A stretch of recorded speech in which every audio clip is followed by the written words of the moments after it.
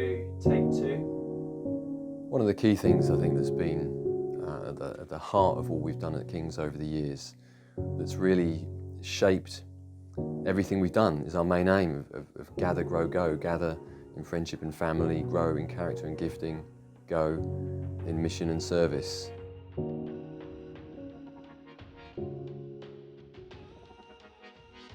And the gathering in friendship and family is obviously crucial to all we do over the years. And I think a very major part of gathering in friendship and family just has to be life group.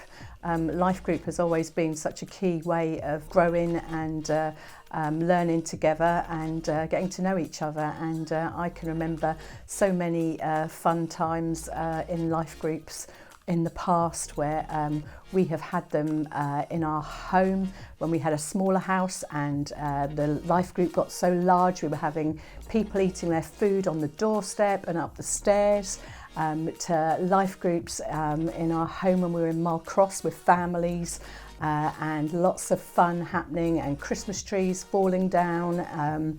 Yeah, it's a great way to just be on the road together each day, cheering each other on, praying for each other, crying with each other, rejoicing with each other, and being together in our weeks. It's not just in our homes, is it? It's been in our homes that are hugely important. Our kitchen tables, our dining room tables, people being around those, but also being in our home in the city centre as well, at the King's Centre. We want this feel of family and friendship to be through everything we do, no matter what it is. And we think about the King's Centre and all that's gone on there. I think about my own life, getting baptised early on, the first baptisms at the King's Centre in the hall, then all that's happened since then in terms of just key life moments and events for us as a church family, where we have wept together there, we have grieved together, we've celebrated together. I remember marrying people for the first time, doing my first wedding at the King's Centre. There's so many stories, so much has gone on as we've gathered there in things we've done, events and so on, but also just on our Sunday gatherings. So many key moments in so many of our lives really have taken place under that roof over the years, and we just want that gathering in friendship and family to keep at the heartbeat of everything that we do.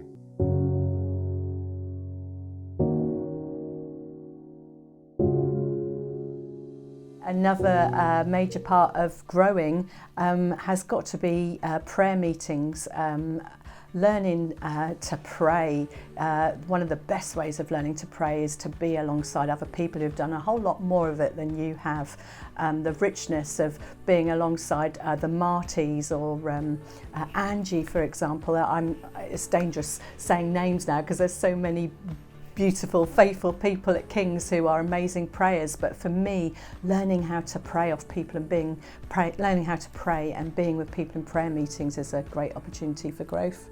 And I remember being at the gate, the building on Magdalen Street that we had for many years, and these early morning prayer meetings down there, and Robin Earl was down there faithfully. I can't remember how regularly we did it, whether it was every weekday morning or something like that, but it was really regular early prayer meetings. And I just remember being in the room with Robin and others, but just hearing people pray and learning so much from that, about what it means to follow Jesus and how do you pray and how do you walk through things in life.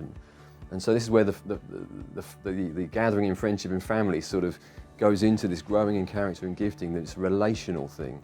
And it's been like that as well with the way that we've, I think, continued to invest in leaders over the years at King's as well. Leadership training has run there for so many years, and so many men and women have been through that. And again, relationships are at the heart of that learning as well, where we've built relationships with people like Vlada, who's over in Serbia, and Tom Shaw, who's over in California. I remember them being on that first training with us, and Marcus was in the room, and Dan and others, and just very special times, and the five-a-side football in the main hall as well, and that was good. That was a good part of our training. And so it's just crucial. We want to keep doing that, don't we? Growing in character and gifting, learning to follow Jesus together with high relationship, but also the challenge that comes with it as well, through being alongside people training, theological training, all that sort of thing. I think another way of growing has been serving, and I think we do that so well at King's. Each of us have a gift to bring. I know I've grown much in serving at mums and toddlers, serving at weddings, being on redemption courses, helping out pastorally. Another beautiful opportunity of learning of other people and watching them, how they do it. And also, I think another area would be hospitality. In the Bible, it says so much about hospitality, and we all love going to people's homes and being cooked for, and I think King's, again, we do so well. We have so many brilliant cooks and people who are great at being hospitable, but even if you don't have food together, just having people round for coffee and a frozen pizza, it's just great to hang out together and have people in your homes. I think with the serving thing, what strikes me, there's a phrase that goes round about that often in churches or things you find the 80-20 principle, that 80% or 20% of the people are doing 80% of the work while 80% of the people are not doing a lot. And our experience with King's is that's just not the case. There is a beautiful servant heart at the heart of all we do at King's, and the way that people really do give sacrificially of their time, of their energy to serve others in all sorts of ways.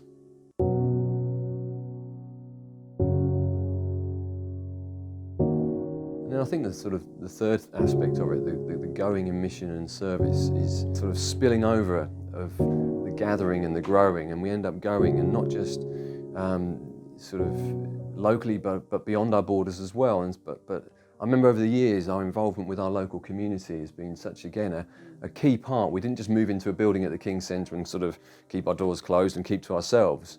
From the word go, it was very much about getting out there, finding what the local community wanted, what's going to serve people. Conferencing emerged out of that, the coffee shop emerged out of that. Hello everybody, I'm just here to share my story of coming to King's and coming to Jesus. I came here first in 2005, straight out of a rehab. I came through the door, and the first three people I met was Mike Mallett, who was running the coffee shop then, David Lees, who was in the office, and Toby Skipper, who'd just come in, followed me in through the door, and I thought Toby was just another customer. And all three of those people welcomed me with a smile and a warm feeling, and we talked about football, we talked about coffee and bacon rolls, etc. And I'd started a relationship with them people, and I'd come in and have coffees, and then Mike asked me if I'd like to volunteer in the coffee shop, which I did for a long time. And I started coming on a Sunday. I got myself baptised, I gave my life to Jesus, and carried on like that, and now I'm on staff in the coffee shop. In between then and now, I have continued to do basically what I was doing on the first day, is being in relationship with people and welcoming people in now, as well as being welcomed in myself. I'm really grateful for the welcome that I received when I walked through the door over there, that I didn't feel at all judged, I just felt part of, and the people that were around were warm and friendly and just welcomed me with open arms, and I felt at home. Wanting the building to be filled, not just on a Sunday morning, but throughout the week, full of life, full of people, different people coming through our doors for different reasons, whether that's some of the projects that we've run over the years, like King's Care or the gymnasium we had for a while, or whether that's events that we've run, like the Da Vinci dinner, where we had like 400 people for dinner at the King's Centre off the back of the film that came out. Took them to the cinema as well. I remember marching down the road with 400 people coming back for dinner. That was great. And Jerry, I remember just his military-like way of organising that event, serving these 400 people for food, just so beautiful, so wonderful. Again, all these different gifts coming together, not just for the benefit of the church family, but for the benefit of those on our doorstep in our local community. And so many things, so many wonderful events have happened underneath our roof where we've deliberately, intentionally continued to seek to serve and get involved in our local community. Yeah, and another part of that has been us going into Mile Cross. And also I remember myself and Toby way back in the day saying to each other, oh, shall we move into Mile Cross and see what God will do? And I specifically remember sitting on my kitchen side one evening having a chat with Toby, and we were dreaming and praying and wondering what God was saying. And I remember one of us having this statement that we said at the time of this community, this people group are not going to come to us, we need to go to them. And it just so happened that shortly afterwards we'd spent some time with Keith Hazel, and Keith Hazel had a prophecy for the Marlcross area, and as he was prophesying he said, this people group won't come to us, you need to go to them. And I remember looking at Toby thinking, oh my life, was Keith in the kitchen? Was he a fly on the wall when we were having that conversation? And we moved into we were in Marlcross, and many others moved into Marlcross and have loved that community, served in that community. We were able to have a place to meet in the Norman Centre. From there on we've had the venue, and people have sacrificially loved the people there in the community. I think of New Day, for example, when New Day first came to Norwich, that was another amazing opportunity to see hundreds of red t-shirts coached into the area and painting fences and removing rubbish, and these young people really working hard in the pounding sun to love the community. And I always remember some of them saying, oh, I loved it when the red t-shirts came. And we just are excited to see what more will happen in the future.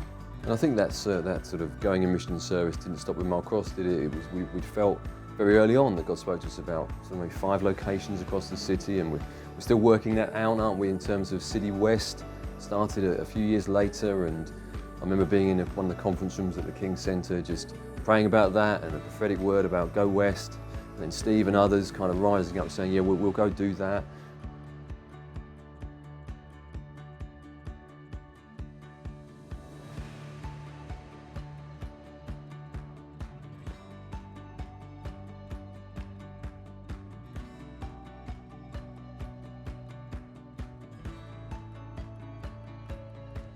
And then we're exploring Pouring Land at the moment, and we just continue to, I guess, just go in mission service in our city, but again, it doesn't stop there, and that's never been the heart, just stopping with the city. It's always gone beyond as well. We've had the joy over the years, haven't we, of praying and giving into places like Dubai, with Goff and Angie out there, on borders of Scotland, more locally with places like Yarmouth and Beccles, and it's just, again, this is just at the heart of what we want to do, really, is that keep, as it were, that sort of gathering in friendship and family, that growing in character and gifting with relationship at the heart of it, and then going in mission and service, not just in one building in the city, but expanding throughout the city and then beyond the city as well, into the nation and the nations as well.